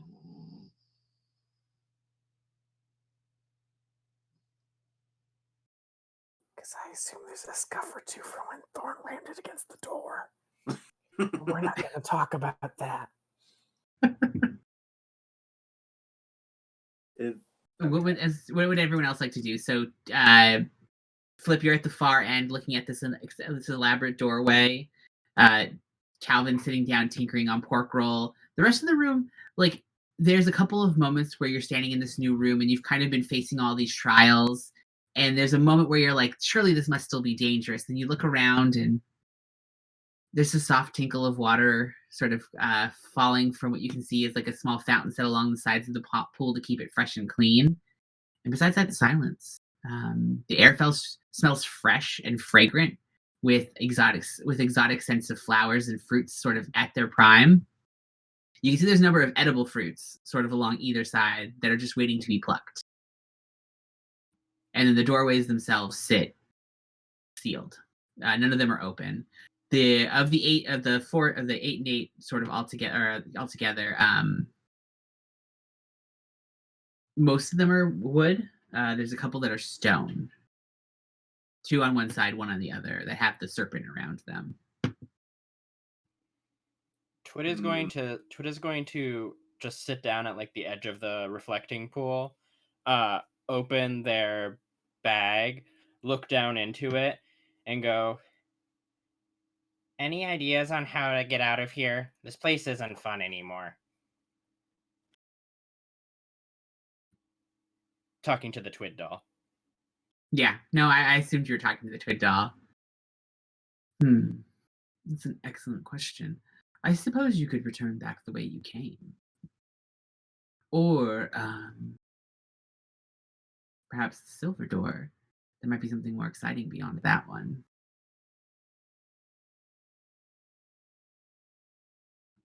There's an orb you're looking for, if I remember.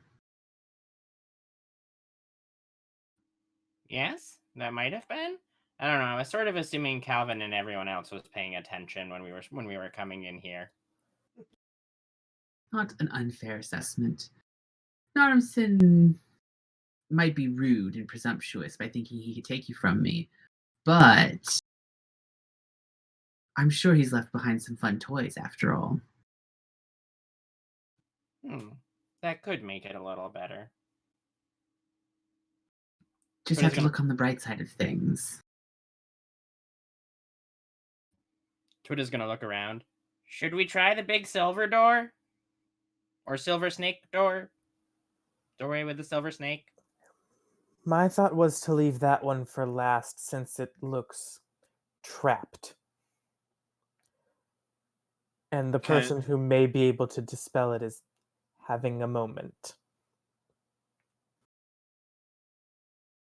If I try one of the other snake doors, so one of the 3 stone doors, is it locked? I will say as you approach them, each of them is. Do you just pick one at random?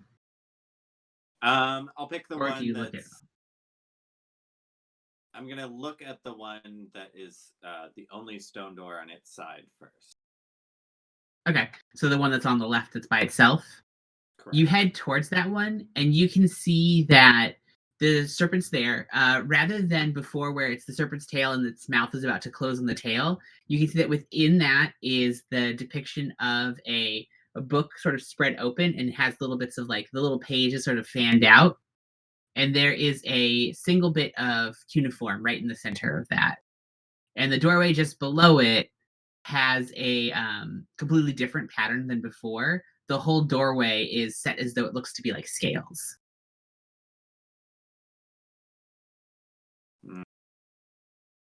Twid, can you still read things? If I use another spell scroll. Now might be the time to do it. Because okay. As much as I appreciate just going through the fancy door, the rest of our experience down here has taught me that might not be the best idea. Okay. I'm sure Lord Meadowsweet would be more than willing to pay you back for those. And Twid will dig through their bag and go, no, move, no, not your turn, aha! And pull out a scroll of comprehend languages and, I don't know, do whatever I need to do. Read it? Do you read? You read the scroll and to cast it. And as you finish, the scroll sort of crumples down into little bits of ash. And after a moment, like kind of swirls around and then disappears, a little pop. And as it does so, the cuneiform that was written on the book above clears for you, and you know that it's marking this as a scriptorium. It says scriptatorium. Oh, well, that's oddly helpful. What do the other if Twid walks around, what else can Twid see on other doors? Sure. So as you go looking through the doors, you see that there is front right is servants' quarters. Then next to that is the kitchens. And then the two stone doors leading up to it, one of them lets you know that it is the summoning circle.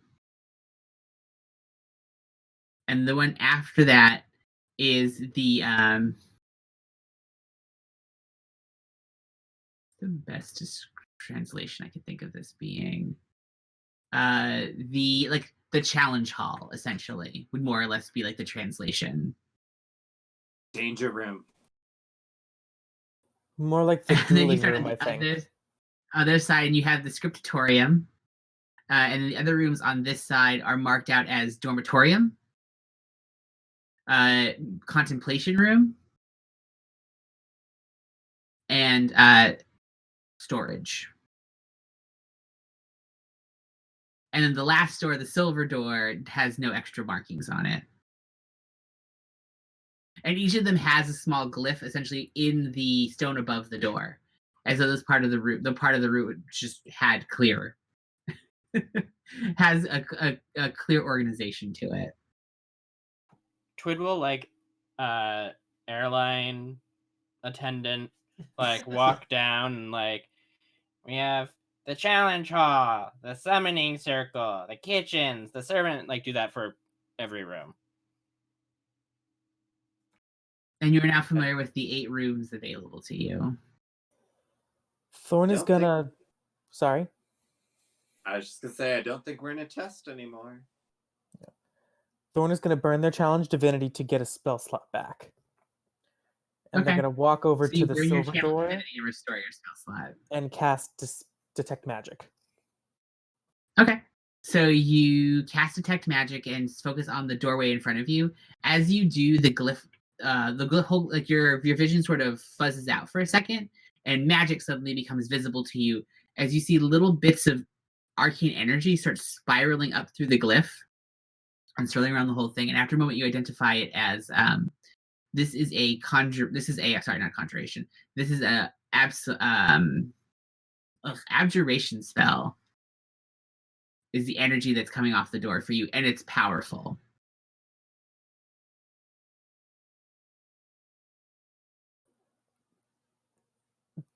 There's a very powerful abjuration glyph on this door.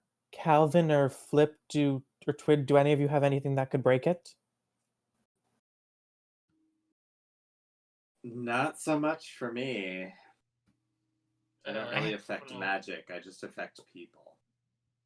Calvin will fix Porkroll's helmet, take a minute, and then walk over to the door. And you said there's just a handprint there? Yeah, there's a handprint sort of right at shoulder height. Calvin's just gonna put his hand in the handprint and push the door. You push your hand into the handprint, and as you do, you feel a warm tingle go across the palm of your hand, and then you feel the doorway stone turn cold again. And after a moment, you just feel this push, a force against your hand. It doesn't hurt; it just pushes you away. It's definitely like a repulsion effect. And the glyph remains dark.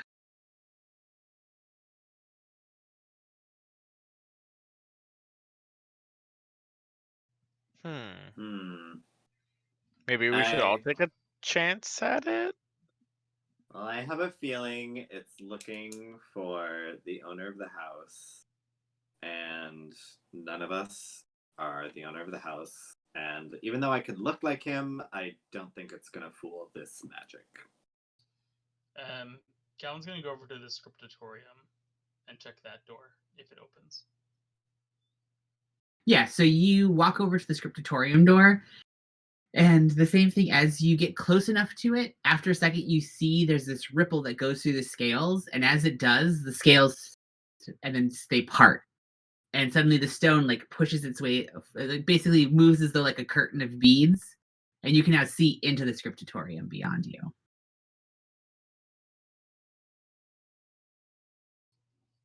I assume it's a library of sorts. Yep. So the large room before you is it's fairly large. It's the ceilings above are vaulted, and you can see that there is natural light sort of cascading in from what appear to be like these carefully designed slits. So there's a little bit of light sort of streaming down that's natural from above, but none of it falls on the bookshelves in front of you. Instead, those are all lit up by a number of orbs that, just like the ones in the entry hall, sort of float between just at the top of every aisle. There is a massive amount of books in this room, books and scrolls. As you look to one side, so the right half of the room is these octagonal cubbies, and within them you can see a number of scrolls have been set in, and the Arden scale cuneiform runs across the whole, like different bits of cuneiform run across the whole thing. To the left is books that are more traditional, like what you're familiar with, bound tomes that are organized, and you would guess probably between scrolls and books, maybe about 200 individual pieces of literature. And there are large tables set up between them with orbs kind of floating at each table. Although you notice that as you're looking at that, several of them sort of fuzz and twitch as though they're starting to like, basically like a light bulb starting to lose its energy and start to fade out. And so for a moment, it'll like strobe off and it will be dark, and then they'll kind of come back on and like hum with a low vibration. The whole room has like a thin layer of dust across everything. In particular, as you're walking, you're realizing that the dust across the floors is thicker. And as you're stepping, you're kind of kicking it up and leaving behind footprints in it. The cubbies and the bookshelves, though, appear to be spotless. But the room itself is covered in a layer of age. Twid, And I'll say, who amongst you, what are all of your passive perceptions? Surprising no one. Twids is a 10. 13. I will say, actually, I pulled them up. I will say, Flip, you're the one that notices something amongst everything else. One of the tables, so several of the tables still have like books and scrolls on them themselves. Those covered in dust, but still in good condition. One near the very back is a little bit. It looks bigger. It's grander. It's more nicely built. It has a big, comfy chair behind it that seems to still be fairly free of like dust and age, unlike some of the other chairs which are showing the signs of wear. And there is the light there is still glowing firmly. Like there's no dissipation to its enchantment.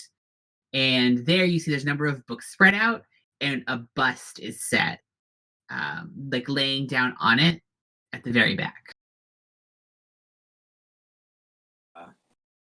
I'll walk up to that desk, noticing something seems odd about it, and start looking at the books and remember that I can't read any of them.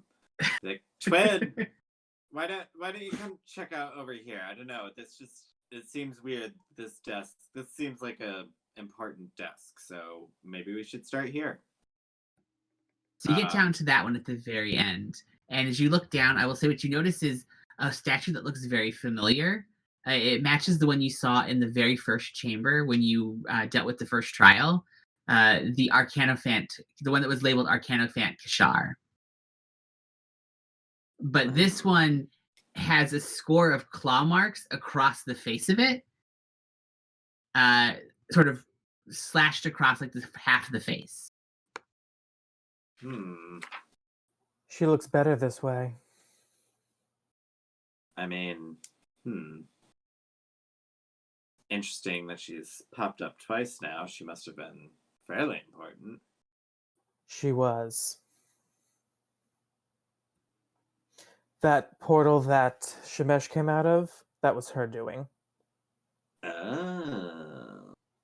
Well. Yeah, I will say, just to recap for everyone, since it's been a while since our last session, you know from your experience with Shemesh that Kishar is attributed with being the one who designed and developed the program that turned humans into the Yuan-Ti. It was her like war effort contribution, was to create perfect soldiers for them to use in battle. Humans divested of their emotion and turned to the cold logic of reason. I can't say I'm a fan of her work. Agreed. I will say, Twid, you call Twid over to read? Indeed. You look down and you notice that several of the books are marked out as being like a practical application of transmutation magic. A Arcanist's Guide to the Practical Limitations of Spell Work. And a couple other like dry titles like that. So things that definitely seem like practical or more theoretical books on magic and the arcane. What you notice in particular is that one of them it's a tablet that looks to have been inscribed with what seem to be notes. As you look down at them, there's one note at the very bottom, more hastily scribbled than the other, that says, I fear that Trishar has truly fallen to madness in her designs to further and complete the war effort. I've heard rumor of her pearlescence, and I'm concerned what these mean for the future of our people and for the future of the free thought in Sapar. Pearlescence? Pearlescence.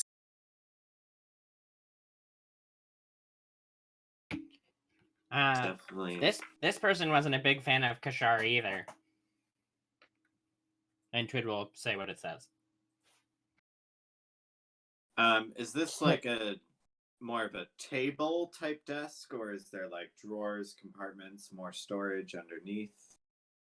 This is a table. So there's just the tabletop itself with the books around it, and then the glowing lights above.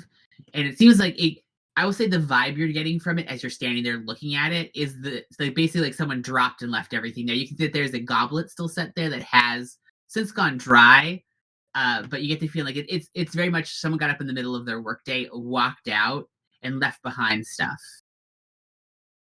Hence why they're leaving Just from personal looking at notes open on the table. And I'll say, Twid, if you take a moment to look through that notes, the tablet that you're looking at seems to be it's recounted firsthand accounts of what has happened to people who've gone through the UNT project.